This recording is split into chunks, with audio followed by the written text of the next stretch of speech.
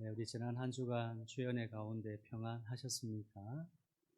주님 세밀한 손길로 우리를 늘 도우시고 또 함께 하셔서 참 사고 사건 많은 이 세상 가운데서도 우리 안전과 또 생명과 건강을 지켜주심으로 오늘 감사의 마음으로 예배 자리에 함께 나왔습니다. 우리가 오늘 드려지는 이 예배를 통해서 우리 마음이 다시 한번 새로워지고 또 주님이 주시는 능력과 지혜를 통해서 담대하게 이 세상에 나아가 또 주의 일들을 복음을 전하는 우리 모두가 되기를 주님의 이름으로 축복합니다. 아멘. 오늘 빌립보서 3장 7절에서 11절 말씀 오늘 본문 삼아서 그리스도의 고난에 참여하자, 그리스도의 고난에 동참합시다 라고 하는 주제로 말씀 전하려고 합니다. 여러분, 뭔가를 새롭게 시작하려면 나름대로 준비 기간을 가져야 됩니다. 준비가 되어 있어야 계획한 일을 이룰 수 있기 때문입니다. 지금은 거의 안 쓰지만 음력은 농사일에 맞춰져 있습니다. 그래서 설 구정을 지내면 바로 한 해의 농사를 준비해야 됩니다. 그래서 새해 첫날의 시작을 농사의 준비로 시작을 하게 되는 것이죠. 여러분, 기독교의 교회력은 그리스도의 생애에 맞추어져 있습니다. 그리스도의 생애에 맞추어서 교회의 이 교회력이 이루어지는데, 그리스도의 오심을 기다리는 대림절, 그리스도의 탄생을 기념하는 성탄절, 그리스도의 고난을 기념하는 사순절, 즉 우리가 사순절을 보내고 있습니다. 그리고 그리스도의 부활절과 성천 기념일입니다. 특히 우리나라에서 사순절은요, 봄에 맞이하는 절기로서 이 새로운 생명의 약동, 기대와 이 환희를 맛볼 수 있는 의미가 강하기 때문에 이 사순절의 의미가 남다릅니다. 사순절은 AD 325년에 제정된 니케아 교회법에 최초로 등장하죠. 이전 3세기 때까지는 부활절을 앞두고 보통 2, 3일 금식하는 것이 일반적이었는데 이때를 계기로 바뀌었습니다. 사순절은 특별히요, 세례 예비자들, 세례를 준비하는 자들에게 규정된 이 금식을 시킨 것에서 유래된 것으로 추측되고, 이 40일이라고 하는 이 날수는요, 모세와 엘리야 그리고 예수님이 40일간 금식한 데서 비롯됐습니다. 그러므로 이 절기는요, 세례 예비자들의 신앙 교육뿐만 아니라 우리 기존의 성도들도 회개와 기도와 말씀 그리고 헌신을 다짐하는 기회로 삼아야 합니다. 특히 사순절의 근원은요, 초대교회 성도들이 성찬식을 지켰던 것에서 출발합니다. 이스라엘 백성들의 유월절 준비를 위해서 금식했던 기독교인들이 성찬식에 그 전에 이제 금식을 했었던 것입니다.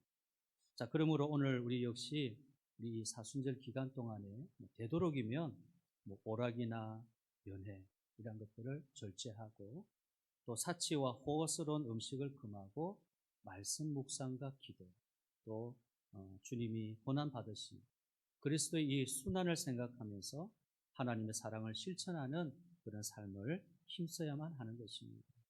자, 그래서 오늘 여러분 주보에 이와 같이 사순절 기간 동안 말씀 묵상하고 기도할 수 있는 그런 자료를 나눠드렸습니다. 다 아마 여러분들 받으셨을 텐데 이래 반으로 접으셔가지고 성경에 끼워서 이렇게 가지고 다니며 사순절 기간 동안 우리 예수님의 고난을 우리가 함께 동참하는 참여하는 그런 의미로 각 날짜별로 이 본문 말씀, 성경 말씀이 이제 나와 있고요. 자, 그 말씀을 내가 읽고 또 묵상하는 묵상 키워드도 나와 있습니다. 그리고 기도하는 새벽 기도를 참여하든 여러 가지 기도의 모임에 참여하면서 이렇게 이제 사순절을 보내게 되어지는데, 자, 이것을 우리가 잘 활용하면 이 사순절에 좋은 유익한 그런 영적인 의미가 도움이 되겠습니다. 물론 이제까지 그렇게 살지 못해서 때로는 이렇게 행하는 것이 좀 불편하고 고통일 수도 있습니다. 하지만 그렇게 하지 아니하면 우리 교회다운 교회 또 성도다운 성도의 모습을 회복하지 못하죠.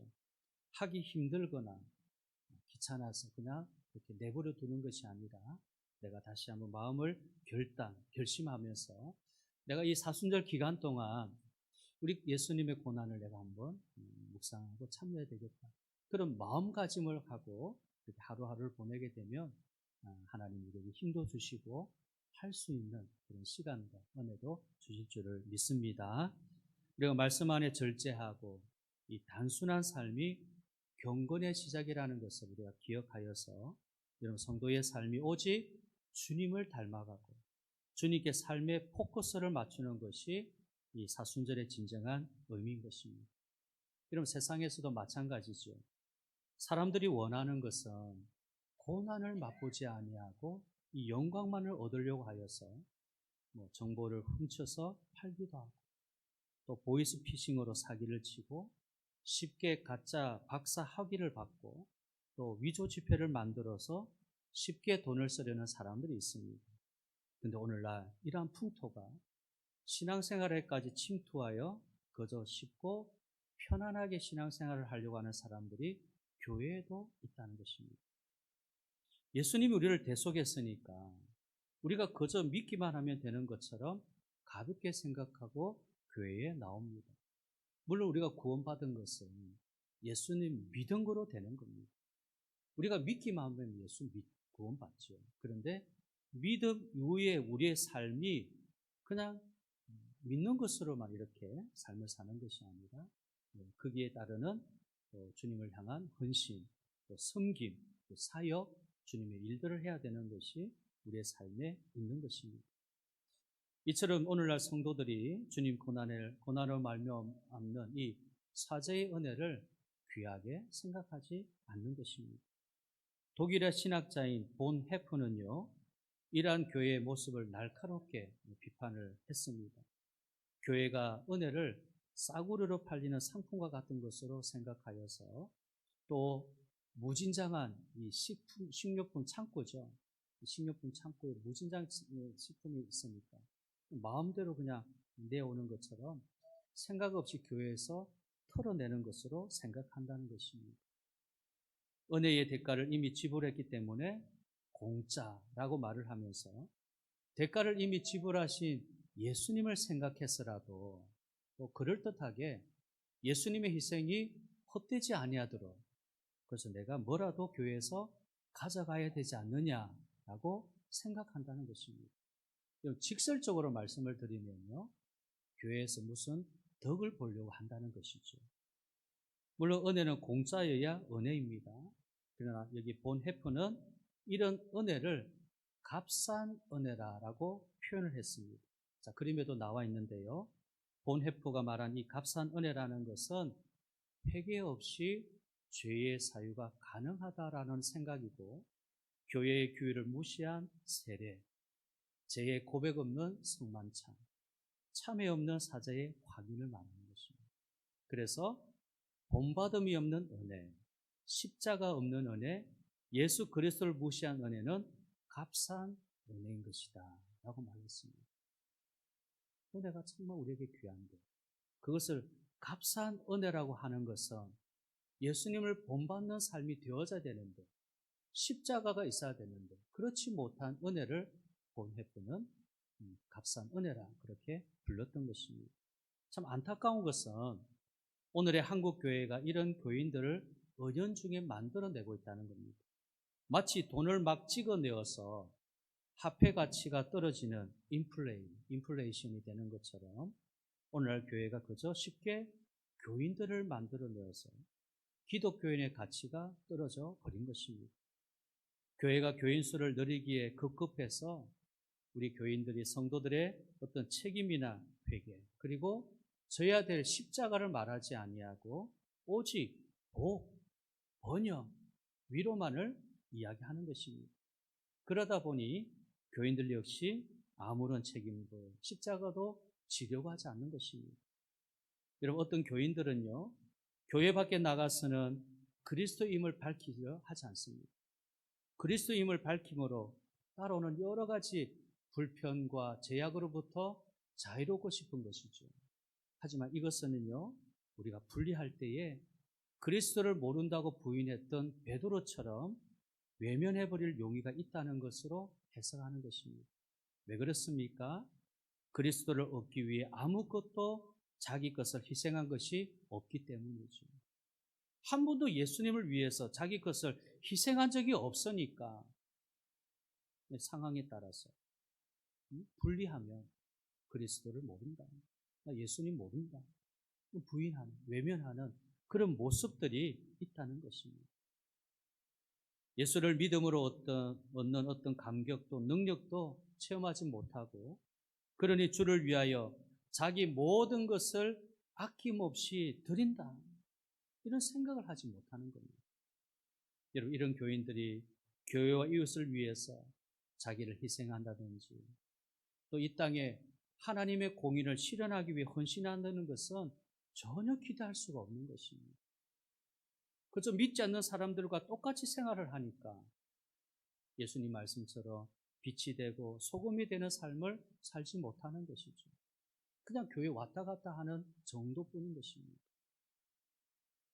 어떤 분들은요, 성령 체험을 통해서 방언도 하고 병도 고치고 귀신도 쫓아내지만, 그래서 누구보다도 신앙이 좋다고 자부하지만 막상 그리스도를 위하여 고난을 당하는 자리에서는 뒤로 물러서는 겁니다. 희생하는 자리에서는 뒤로 물러나는 겁니다. 고난을 거부하고 십자가 지지 않는 신앙은 여러분 결국 알맹이 없는 쭉정이 같은 신앙입니다. 그래서 예수님은 나더러 주여 주여 하는 자마다 다 천국에 들어갈 것이 아니요 다만 하늘에 계신 내 아버지의 뜻대로 행하는 자라야 들어가리라. 입으로는 주여 주여 얼마든지 쉽게 하죠. 주님 주님 말로는 그렇게 쉽게 하죠. 그런데 아버지의 뜻대로 행한다, 대단히 어렵습니다. 쉽지가 않습니다. 그래서 입술로만 예수님 주님이라고 고백하는, 입술의 고백에 있는, 머물러 있는 그런 성도의 삶이 있다는 것입니다. 자, 예수님 앞에 많은 사람들이 와서 주의 이름으로 예언도 하고 귀신도 쫓아내고 주님의 이름으로 많은 기적을 행했다고 하였습니다. 그러나 그리스도와 함께 고난 당하였다는 말은 없습니다. 아버지의 뜻을 행하는 자라야 천국에 들어간다고 하셨는데 아버지의 뜻은 십자가를 지는 것입니다. 예수님이 겟세마네 동산에서 기도하실 때에 뭐라고 기도했습니까? 내 뜻대로 마시옵고 아버지의 뜻대로 하옵소서. 그리고 그의 십자가를 지셨습니다. 그러니 십자가를 빼놓은 신앙의 행위는 알맹이 없는 껍데기에 불과한 것입니다. 자, 그런 의미에서 오늘 한국 교회가 위기 앞에 있다는 겁니다. 정치가 혼란스럽고 경제가 어려워서 그런 위기가 아니라 영적인 위기이죠. 양적으로 성장했는지는 모르겠지만 십자가 지지 않은 교회요, 오늘의 고난을 외면하는 교회이기 때문입니다. 자, 오늘 본문에 보면 사도 바울의 참 이 신앙의 고백이 나오는데, 자, 8절 말씀 이렇게 표현할 수 있습니다. 나는 그리스도를 위하여 모든 것을 잃어버리고 모든 것을 배설물로 여겼습니다. 그 이유는 내가 그리스도를 얻고 그리스도 안에서 내가 발견되려는 것입니다. 내가 예수님을 얻는다. 예수님을 얻는다는 것은 예수님이 나와 함께 한다고 하는 의미죠. 세상에 어떤 것을 내가 얻는 것이 아니라 예수님을 얻게 되는, 예수님 얻는 것. 내가 예수님 안에 있다는, 예수님 안에서 발견되는 것. 이를 위해서 내가 모든 것을 잃어버린다 할지라도 또 모든 것을 배설물로 여겼다고 당당히 말합니다. 그러면서 바울이 이렇게 말하죠. 10절 하반절에 보면 그의 죽으심을 본받아 어떻게 해서든지 죽은 자 가운데서 부활에 이르려 한다. 이 말씀 구절이 그렇습니다. 십자가 없이는 부활의 영광이 없습니다. 그의 죽으심을 본받아 어떻게 해서든지 죽은 자 가운데서 부활에 이르려 한다. 바울의 이 말처럼 우리가 그리스도를 따르려면 먼저 모든 것을 다 버려야 한다는 것입니다. 그래야 제대로 따를 수 있다는 것이죠. 여러분, 이 말씀을 곡해하거나 왜곡하지는 마십시오. 모든 것을 다 버려야 된다고 해서 내가 지금 하고 있는 직장, 학교, 학업, 일들을 다 버리라고 하는 것은 아닙니다. 이 말씀을 왜곡해서 그렇게 다 버리고 맹목적인 신앙을 가지면서 살아가는 그런 교인들도 혹 있죠. 근데 지금 여기서 말씀하시는 의미는 사도 바울이 이야기하는 말은 그 말이 아닙니다. 될 대로 되라. 내가 한들 뭐가 있냐. 어떤 그런 부정적인 그런 자신의 나태함과 게으름과 또 여러 가지 환경을 탓하면서 내가 뭘 할 수 있겠어. 그냥 뭐 하지 말지.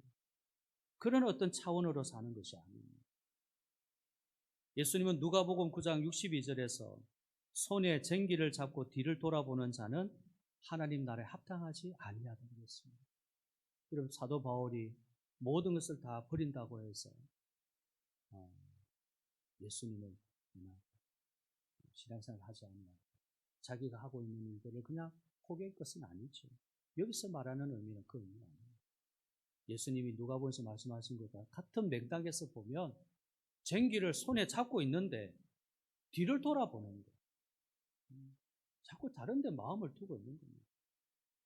쟁기를 잡고 앞으로 나아가야 되는데 복음을 위해서, 전도를 위해서, 주님 일을 위해서 한 가지 목적을 두고 앞으로 가야 되는데 자꾸 마음이 뒤돌아갑니다. 이것도 생각했다가 저것도 생각했다가 이것도 해볼까 저것도 해볼까 하면 합당하지 않습니다. 자, 이런 의미 있기 때문에 은혜를 그저 값싼 물건처럼 우리가 여기서는 안 되는 겁니다. 그래서 본헤프가 또 이런 말을 했습니다. 자, 그림 또 하나 보여주십시오.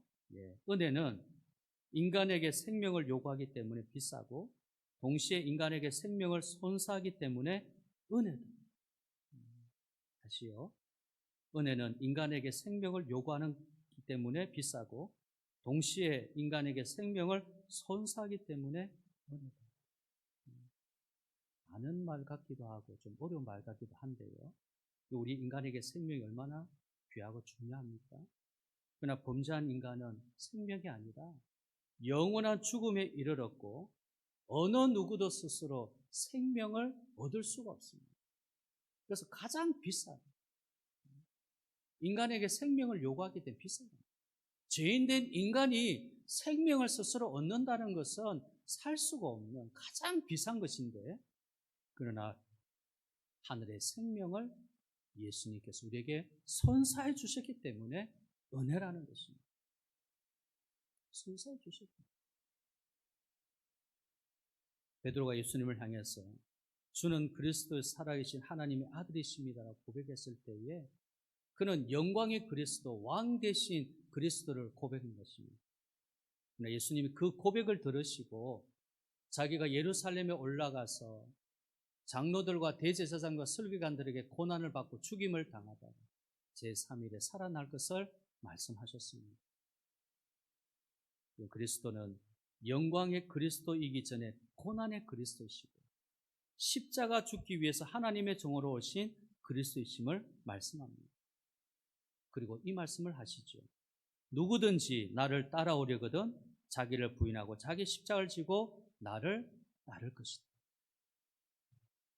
예수님도 십자가 길을 걸어가서 고난의 그리스도로 오십니다.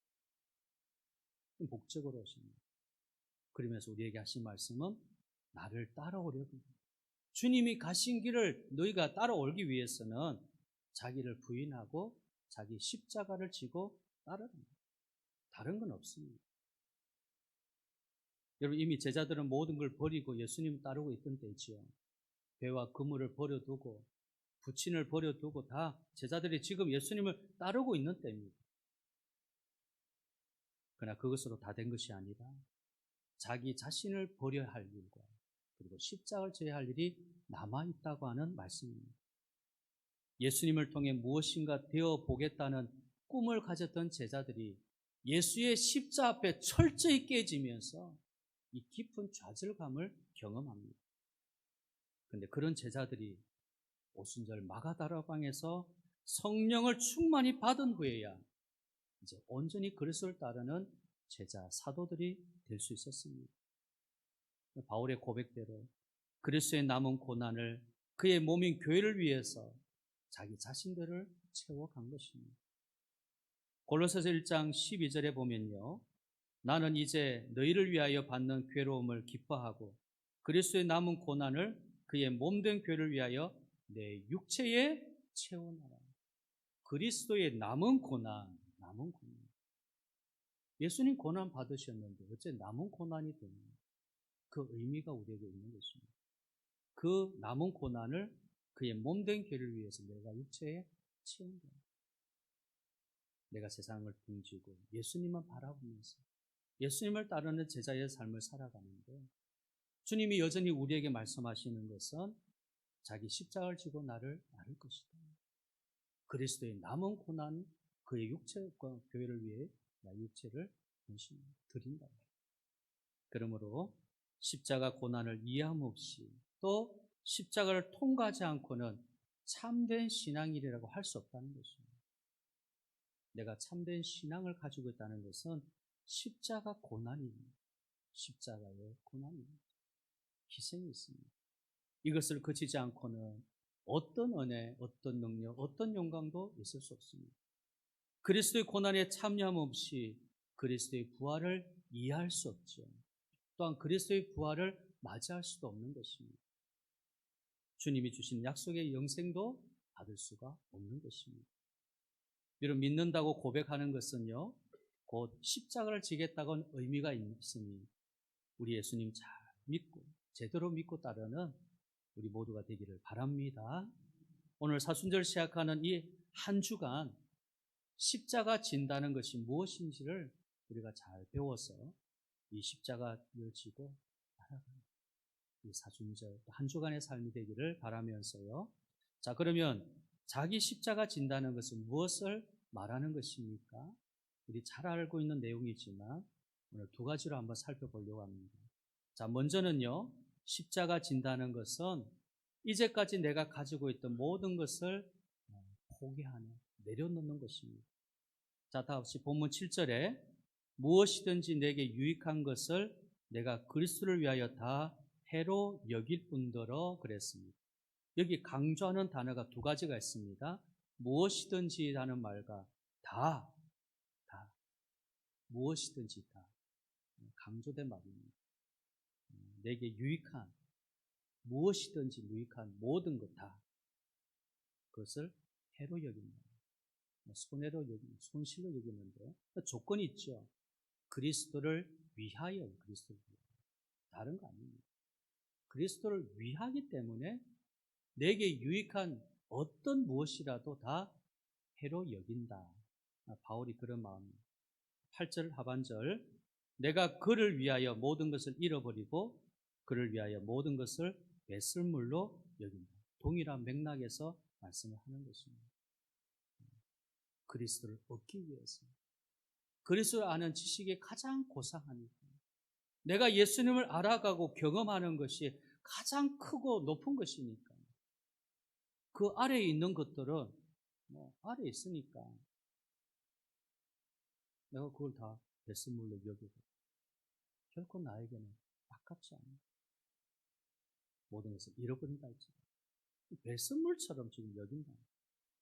그래서 사도행전 20장 24절에서 예수께 받은 사명을 마치려 하면은 자기의 생명조차 조금도 귀한 것을 여기지 아니했다. 당당히 선언하는 겁니다.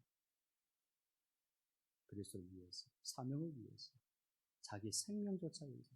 여러분, 생명을 잃어버리면 모든 걸 잃어버리죠. 건강을 잃으면 다 잃어버린다라는 말이 있는데 그보다 생명 잃어버리면 다 잃어버립니다. 천하를 얻고도 제 목숨을 잃어버리면 무엇이 유익하냐. 내가 천하를 다 얻었는데도 죽으면, 사망하면 무슨 의미가? 생명이 모든 것입니다. 그래서 지금 바울은 나의 생명을 어디에? 주님께 받은 사명을 마치는 일, 목적이 분명합니다. 목적이 분명합니다. 그래서 바울은 어떤 사람들이 예수의 사람들인가를 이렇게 말을 했습니다. 갈라디아서 5장 24절에 그리스도 예수의 사람들은 육체와 함께 그 정욕과 탐심을 십자가에 못 박았다. 그리스도 예수의 사람들이 누구냐? 어떤 사람이냐? 육체와 그 정욕과 탐심을 십자가에 못 박았다. 이 세상에 얻기를 원하는 것들, 기대하는 것들. 여기 표현이 육체 자신의 그 육체의 정욕과 탐심. 우리 잘 압니다. 내 육체의 정욕과 탐심이 뭔 걸 압니다. 숨겨져 있을 뿐이지, 안 보일 뿐이지, 우리 모두에게 그런 육체의 어떤 정욕과 탐심이 다 있죠. 근데 그거를 십자가에 못 박았다는 겁니다. 예수 그리스도의 사람은 그렇습니다. 자기까지도 완전히 포기해버리는 이것이 십자가 진다고 하는 의미입니다. 참 어렵고 힘든 일이죠. 그래서 바울은 나는 날마다 죽노라라고 했던 이유가 바로 그것입니다. 세계 최고의 천재들이 모여서 공부하는 미국의 하버드 대학에 언더 컨스트럭션이라고 하는 동아리가 있습니다. 자, 한번 보여주십시오. 언더 컨스트럭션이라고 하는 동아리가 있는데, 이 언더 컨스트럭션이라는 말은 우리말로 공사 중, 공사하고 있다, 공사 중이라는 의미입니다. 참 독특하고 재미있는 이름이죠. 언더 컨스트럭션이라는 이 동아리는 하버드 내 유일한 크리스찬 아카펠라 그룹인데, 하나님을 찬양하는 대학생들, 청년들의 그룹입니다. 더 많은 사람들에게 예수님 십자가 사랑을 전하기 위해서 팝, 찬송가, 힙합, 랩, 이 다양한 장르에다 이제 복음을 담아서 노래를 하는 겁니다. 오래전인 2012년에 우리나라에 이제 방문을 했었고, 여러 교회에서 이제 공연을 갖기도 했습니다. 자, 이들이 자기들의 그룹을 언더 컨스트럭션이라고 붙인 것은 하나님께서 지금도 자신들을 만들어가고 계신다는 사실을 고백하기 때문입니다. 자신들 안에 하나님께서 공사하시는 중이라는 겁니다. 하나님의 사람으로 더욱 새롭게 빚어가는 중이라는 사실을 고백하는 거죠. 하나님 나를 지금 만들어 가십니다. 빚고 계십니다. 하나님 나를 지금 공사하고 계십니다. 이들 멤버 16명이 주님 만난 감격의 이 간증을 담아서 한 권의 책을 이제 출판을 했었는데요. 자, 나의 자랑은 하버드가 아니라 하나님입니다. 라고 하는 책을 출간했습니다. 하버드에 들어간 것이 최고의 영광인 줄 알았는데 주님을 만난 것이 더 영광스럽다라고 하는 고백이죠. 하버드 대학생이라는 것이 가장 자랑스러울 줄 알았는데 주님 만난 것에 비교할 수가 없다라는 겁니다. 여러분, 하버드 들어갔다. 얼마나 대단한 거 아닙니까? 우리나라에서도 서울대학 들어갔다 그러면 이야, 대단하다. 그러죠? 여러분, 안 그렇습니까? 서울대에 들어간 분이 모르겠어요. 서울대에 들어가는 것도 얼마나 대단합니까? 학교에서 1등급 받아야, 성적이 1등급 받아야 서울대학을 들어가죠. 대단합니다. 자랑스러운 겁니다. 그래서 서울대학에 들어간 자녀가 있으면 자신도 자랑스럽지만 그 부모님들, 형제들도, 가족들이 다 자랑스럽게 여깁니다. 인서울 하는 것도 참 자랑스럽겠지만 요즘은 하도 학교, 대학 들어가기가 어려웠어요. 그런데 세계 최고의 대학인 하버드 대학에 들어갔습니다. 얼마나 여러분, 콧대가 그야말로 하늘을 치솟을 겁니다. 자랑스럽고 대단한 겁니다. 그런데 이들이 뭐라고 했습니까? 나의 자랑은 하버드가 아니라 하나님입니다. 하나님이 나의 자랑입니다. 정말 힘들고 지치고 있을 때에 학벌이 나를 살리는 것도 아니었습니다. 학교가 나를 살리는 것이 아니었습니다. 죽음의 문턱에서 나를 살리신 분은 하나님이시고 예수님이시니까 가장 자랑스러워요. 주님을 찬양합니다. 간증합니다. 나의 자랑은 주님뿐이라고 고백한 것은 일찍이 2000년 전에 사도 바울이 드린 고백입니다. 갈라디아서 6장 14절에 그러나 내게는 우리 주 예수 그리스도 십자가 외에 결코 자랑할 것이 없으니, 십자가 외에 자랑할 것이 없다. 나에게는 십자가입니다. 나의 자랑은 십자가뿐에 고백한 바울처럼, 나의 자랑은 하버드가 아니라 하나님이시라고 고백했던 언더 컨스트러슨의 이 청년들처럼 여러분도 나는 십자가만 자랑합니다 라고 고백할 줄을 믿습니다. 자, 예수님이 십자가 지기 위해 하나님과 동등된 이 자리를 버리시고 종의 형체를 입고 이 땅에 오셨는데, 자, 오늘 본문 앞장인 빌립보서 2장에 보면요 6절에 이런 말씀이 있죠. 그는 근본 하나님의 본체시나 하나님과 동등됨을 취할 것 여기지 아니하시고 오히려 자기를 비워 종의 형체를 가지사 사람들과 같이 되셨고 사람의 모양으로 나타나사 자기를 낮추시고 죽기까지 복종하셨으니 곧 십자가에 죽으십니다. 십자가 죽으십니다. 하나님과 동등되었던 그분이 이 땅에 인간의 몸을 입고 오신 것만 해도 낮아지신 것입니다. 십자가까지 가장 맨 밑에, 이제는 더 이상 내려갈 곳이 없는 끝까지 예수님 오시고 십자가. 그러니 어느 누구라도 이렇게 밑바닥에 있는 인생이라 할지라도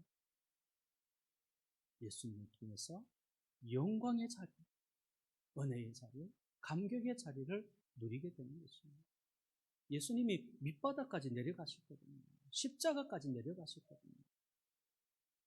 예수님 십자가를 향하여 스스로 한 걸음씩 한 걸음씩 다가가셨던 것처럼 우리 자신도 십자가 향해서 나아가자면 안 됩니다. 예수님이 친히 나아가셨지. 그래서 우리 스스로 자신이 나아가요. 십자가. 누가 대신 나아가는 거 아닙니다. 내 자신이. 강요해서 되는 것도 아닙니다. 우리 자신이 결단을 내려서 이 십자가의 길을 걸어가야 됩니다. 자, 또 한 가지는요, 십자가 진다는 것은 하나님 나라를 위해서, 복음을 위해서 헌신한다는 뜻이죠. 예수님이 이 땅에 오셔서 십자가 지신 까닭이 무엇입니까? 왜 십자가를 지셨습니까? 요한복음 3장 14절 15절에 모세가 광야에서 뱀을 댄 것 같이 인자도 들려야 하리니, 여기 인자가 들려야 된다는 것은 십자가를 말하는 겁니다. 이는 그를 믿는 자마다 영생을 얻게 하려 하십니다. 십자가 지신 이유가 나와 있습니다. 요한복음 12장 23절에 한 알의 밀이 땅에 떨어져 죽지 아니하면 한 알 그대로 있고 죽으면 많은 열매를 맺느니라. 생명의 열매를 위해서. 에베소서 2장 14절 그는 우리의 하평이신지라 둘로 하나를 만드사 원수된 것 곧 중간에 막힌 담을 자기 육체로 허시고, 육체 십자가에 죽으신 말. 16절 또 십자가로 이 둘을 한 몸으로 하나님과 화목하게 하려 하심이라 원수된 것을 십자가로 소멸하시고 없애버리시소. 이 땅에 가득한 죄와 불의를 끌어내고 거기에 얽매여 마귀의 노예, 종의 노예에 있던 인간들을 자유하게 하시려고 예수님 그 십자가를 지셨던 겁니다. 하나님과 인간, 인간과 인간 사이에 있는 막혔던 담을 완전히 허물어 버렸습니다. 하나도 남기면서 원수된 것을 소멸하시고 거기에 참 사랑과 진정한 평화를 가져옵니다. 이 십자가 지신 것입니다. 오늘 우리가 그리스도의 남은 고난을 우리 몸으로 채워간다는 것은 그리스도께서 이와 같이 하시고자 했던, 또한 이루셨던 것을 우리가 위해 헌신하는 것을 의미하는 것입니다. 그래서 이 땅에 사는 동안 모든 불의와 악한 이들에 타협하지 않습니다. 유혹이 있다 할지 헌신하는 것이 시작. 더 중요한 것은 죄 가운데 살면서 죄인인 줄 모르고, 그래서 지옥을 향해 가는 많은 영혼들의 복음을 전하는 것, 이것이 십자가 지는 두 번째 의미가 되는 것입니다. 이제 말씀을 마치려고 합니다. 여러분, 지금은 사순절 기간입니다. 그리스도의 고난과 그 의미가 무엇인지를 우리가 깊이 생각하면서 사순절 첫 번째 주일을 지낼 때에 오늘 그리스도의 이 고난의 함께 다 동참해서 교회가 크게 성장을 했던, 오랫동안 내가 신앙생활을 했던 거기에 안주하는 것이 아니라 다시 한번 그리스도의 고난을 본받으면서 부활에 이르게 한다. 그 부활의 영광을 이루고자 하는 이 간절한 마음으로 다시 한번 우리의 삶 속에 그리스도의 고난과 부활의 그 영광을 경험하고 체험하는 복된 사순절 기간이 되어지고, 그래서 하나님이 우리 안에서 다시 한번 새롭게 역사하심으로 믿음의 폭군이 서는 복된 성도가 되어지기를 바랍니다. 여러분, 십자가 우리에게 이런 결단을 촉구하는 겁니다. 그리스도를 따를지 그렇지 아니할지 결단을 지금 십자가가 지금 결단을 요구합니다. 이 사순절 기간 동안 우리 예수님 십자가 앞에 나아가서 엎드려 많이 기도할 수 있는 한 주간이 되고 기간이 되기를 주님의 이름으로 축복합니다. 아멘.